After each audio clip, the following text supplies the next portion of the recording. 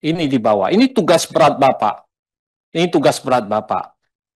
Tapi kan kita mengasumsikan bahwa pengurus ini belum mampu, Pak, sekarang ini. Setuju kan, Pak? Setuju kan?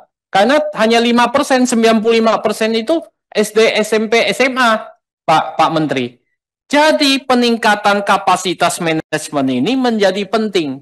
Kalau ini tidak ada dananya, tidak terjadi, kita sudah bisa menduga bahwa koperasi desa KMP ini akan gagal di ujung, Pak.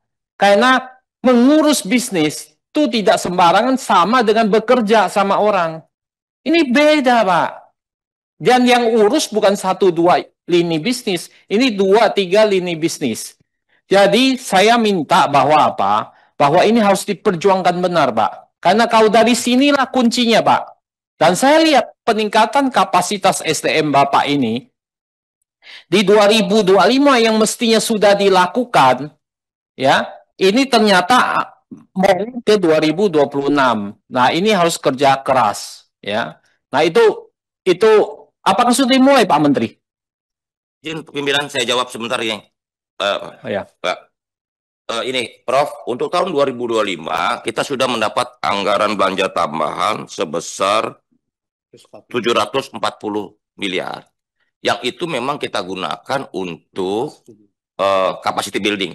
Sebagian besar karena hampir sekitar 400-an itu dekonsentrasi. Jadi memang untuk ke daerah-daerah, jadi dalam 3 bulan ini mulai Oktober, November, Desember kita melakukan namanya pendampingan koperasi alias bisnis asisten, perekrutan, dan pelatihan-pelatihan untuk meningkatkan capacity building dan kompetensi pengurus koperasi. Sudah kita mulai dalam 640 miliar ini kita gunakan untuk dekonsentrasi kan, di gubernur kan, di provinsi kan, dan kabupaten kota. Kabupaten kota kan namanya bukan dekonsentrasi ya, kok provinsi kan. Jadi itu. Nah ini penting kenapa? Jadi metode pengajaran peningkatan kapasitasnya harus juga jelaskan ke kami, Pak. Karena gini loh, Pak. Kalau Bapak lakukan bisa cepat, kalau Bapak kan lewat daring, percayalah sama saya, itu nggak akan meningkatkan kapasitas, Pak. Jadi ini poin penting. Jadi jangan asal-asalan di situ hanya habisin anggaran, Pak Menteri. Ya, kalau itu dilakukan dengan hanya tujuannya menghabiskan anggaran, itu nantinya juga dapatnya nggak bagus. Ya, nah ini saya minta Pak, Bapak kan pasti udah punya silabus, udah punya kurikulum. Bapak kan belum presentasikan pada kami seperti apa, atau Bapak kirim ke kami, gini-gini kan saya dosen, Pak. Saya tahu, Pak, saya nyusun kurikulum dan silabus, Pak. Ya, setiap saat. Jadi nanti Bapak kasih tahu, saya bisa tahu, Pak. Ya. Ya, jadi saya bisa tahu pelatihan Bapak kena atau apa. Misalnya, pemasaran yang Bapak latih, marketing konsep apa yang Bapak latih, yang cocok dengan sasaran. Keuangan apa yang Bapak latih di sana. Ya. Nah, ini adalah poin-poin yang Bapak harus jelaskan atau minimal kirim ke kami, karena kalau dijelaskan ini kan terlalu ini. Dan bagaimana Bapak menyusun itu? Nanti kelihatan di kurikulum sama silabusnya. Apakah ini masuk akal, matching atau enggak? Ya, ini nanti Bapak kirim ke kami. Jadi saya menganggap ini starting point-nya di sini, Pak. Ini gagal, rusak semua. Ya, garbage in, garbage out. Sampah masuk, sampah keluar, Pak. Gitu. Jadi ini yang poin pertama.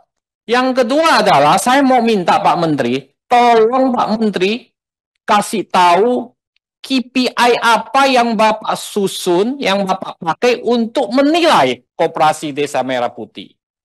Saya belum pernah melihat KPI Bapak, apa yang Bapak susun, supaya apa? Supaya bisa menilai sebuah Koperasi Desa Merah Putih begitu.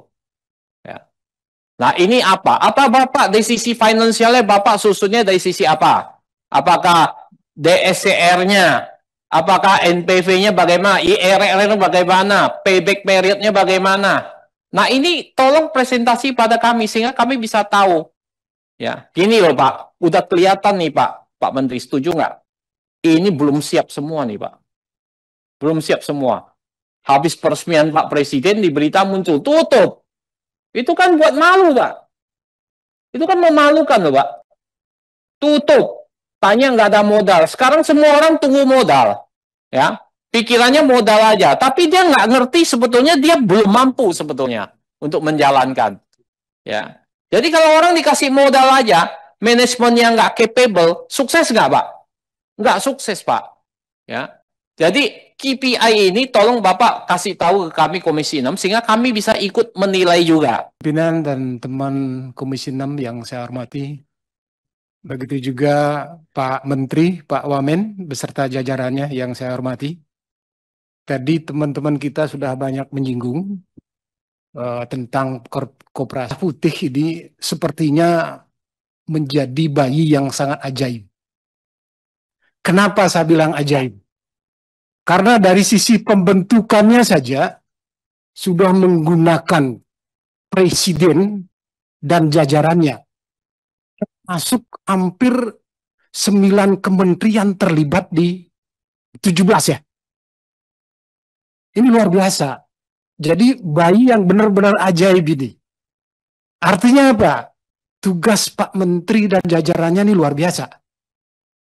Karena termasuk gubernur, ya, bupati, wali kota, dan kepala desa.